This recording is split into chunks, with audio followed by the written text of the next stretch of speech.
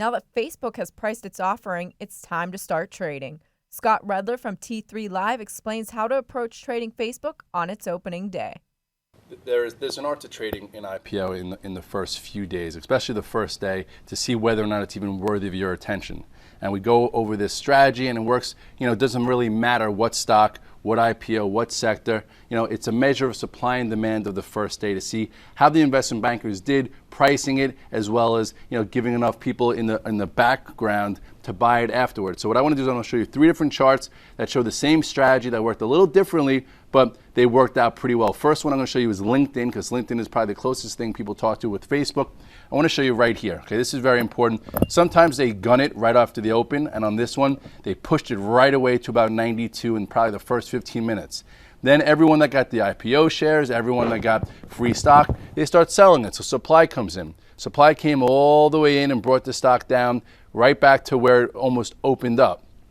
So at this point, it made a higher low. And then after a little while, supply meets demand, and you had a pennant type formation. So right here, when it broke to the upside, this was one entry. You could have bought right here at 84 versus the low if you don't want to take out momentum trade. So right here, this is one entry.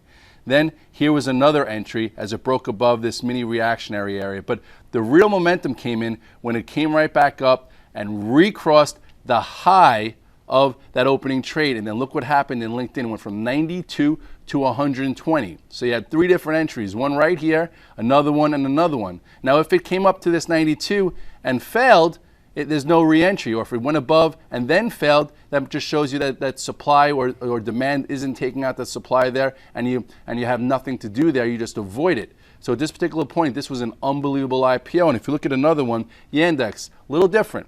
So what happens is it opened up, right? You write this down, 36. And in the same way, this time, sellers came in real quick. They're like, I want to get out of this. Finally, buyers met sellers, made a little bit of a higher low. At this point, I wouldn't have bought it yet. Came back to test that high of 36. Came in, made another higher low. And then this is when it started getting interesting. It started to, tighten up, tighten up, tighten up, tighten up. Then right here, when it broke above and held above this opening print or the opening range of 36, it turned into a decent day trade for cash flow to about 38.50. So that was another nice trade, in a particular stock. And I'll go over one more. Okay, very similar. Here is, this just happened, I think, a month and a half ago or so. It opened up right around or pushed to 26, was met with sellers. Finally, some of them get out of the way, started to come back up. You had a little descending channel here. So some people would buy it versus the low because they want to be as close to the low. So if they bought it here at 25.60 and it broke this, they would get out because you don't do the, the cost average game in IPO trading on the first day. So here was your buy. This is when it cleared this descending channel. All of a sudden started coming back up to the high of the opening range within about an hour. Sometimes it takes an hour to clear out that supply. Then once it traded above 26.60, which was the pivot buy area right around here, on this chart it went as high as 27.60. It actually, I think, went to 29. So really the important thing here is when it opens, if you come to me, you write down first, sometimes they push it. Like just say it gets priced at 38. This is a full hypothetical. Priced at 38, opens up at 48. And then within that first 2 minutes, it trades from 48 down to like 45 or 44, just because there are a lot of guys that get free stock, free deal. They're flippers. They pay back their sell side guys for all the business they give them, all the inner works of Wall Street. So from 48 goes back down to 44, bounces back up to 46, and stabilizes and starts to tighten. Some guys would buy 46 versus 44.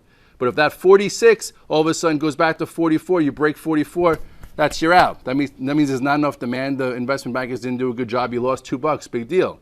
But if it starts going sideways at 46 and you're buying it versus 44, your $2 stop starts to go sideways, starts heading back to that 48, which was that opening high.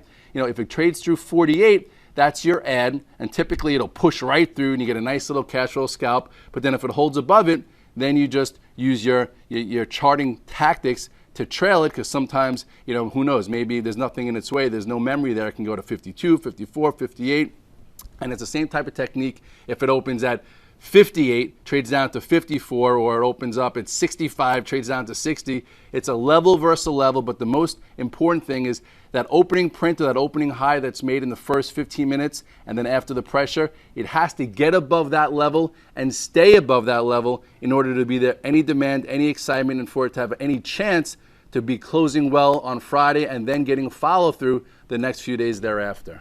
So the key there is going to be you got to wait that 10 to 15 minutes to see what the initial reaction is before you make any moves. Yeah, you don't buy the opening print. Some people will because they're just like, it's going to go higher, but I think that's risky. But you write down that opening print, or sometimes you get an opening print, it pushes a few dollars, and then the selling comes in. So you write down the opening print, you write down that reactionary high, you let the 30 to 60 minutes get tight so you can trade a level versus a level. Then once it recrosses above that opening print or that reactionary high, and it stays above it for like maybe 5 or 10 minutes, then you know it's good to go and people are going to start coming in and start chasing, and that's how you make some cash flow on IPO day if you're not involved in the deal, which 99% of the world is not. This market is Stock pickers market. Stocks have rallied this year. We're coming into a Monday where we're going to